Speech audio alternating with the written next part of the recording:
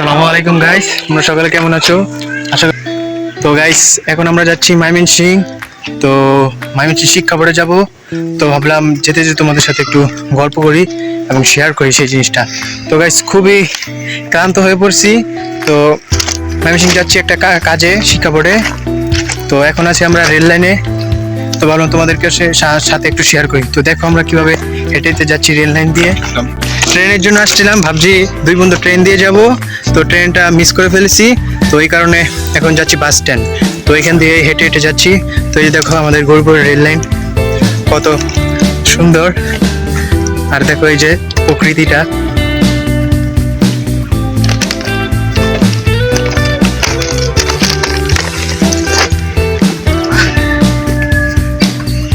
তো আমরা এখন হেঁটে হেঁটে যাচ্ছি বাস স্ট্যান্ডের কাছে। তো খুবই ক্লান্ত দুই বন্ধু, কারণ সকাল থেকে দৌড়াদৌড়ি করতেছি শুধু একটা কাজের জন্য। তো তার জন্য আর কি এখন শিক্ষা বোর্ডে যেতেই হচ্ছে, তাছাড়া কোনো আর উপায় নেই।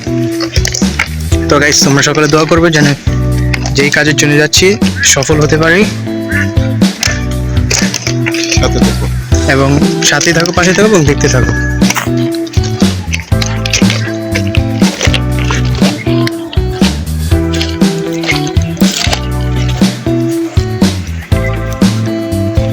তো গাইস, এখনো রেল লাইনেই হাঁটতেছি দুই বন্ধু।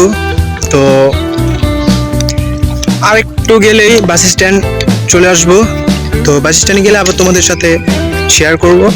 তো নো চিন্তা, নো ভাবনা। তো সাথেই থাকো এবং পাশেই থাকো এবং দেখতে থাকো। তো আমরা এখন কক্সবাজার যাচ্ছি। তো সিএনজি পাই নাই, তাই আর কি ওটাতে যাওয়া লাগছে। পরে ওইখান থেকে ময়মনসিং যাবো। তো গাইস দেখো আমাদের হরিপুরের কক্সবাজার যাওয়ার রাস্তাগুলো।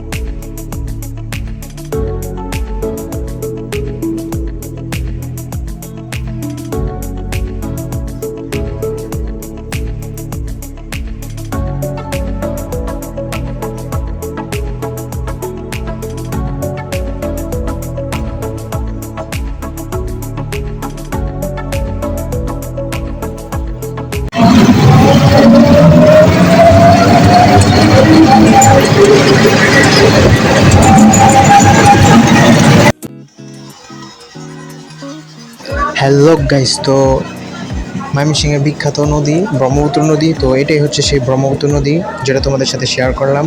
তো কেমন লাগলো? কারণ এত বেশি শেয়ার করতে পারিনি, কারণ গাড়িতে ছিলাম। যতটুকু পেরেছি তোমাদের সাথে শেয়ার করেছি। অবশ্যই কিন্তু কমেন্ট করে জানাবা কেমন হলো। তো পাশে থাকো, ভালো থাকো এবং দেখতে থাকো। হ্যালো গাইস, তো আমি আর আমার বন্ধু এখন টাউন কলপাড়ে থেকে রিক্সা নিলাম। তো নাটোর শিক্ষা বোর্ডে যাবো। তো খুবই চিন্তা হচ্ছে যে কাজটা কি হয় নাকি না হয়, কারণ আমাদের 5টার আগে ওখানে গিয়ে উপস্থিত থাকতে হবে। তো গাইস, তোমরা একটু দোয়া করো জানি 5টার আগে ওখানে উপস্থিত থাকতে পারি আর কাজটা যেন হয়। তো সাথে থাকো, পাশে থাকো, দেখতে থাকো।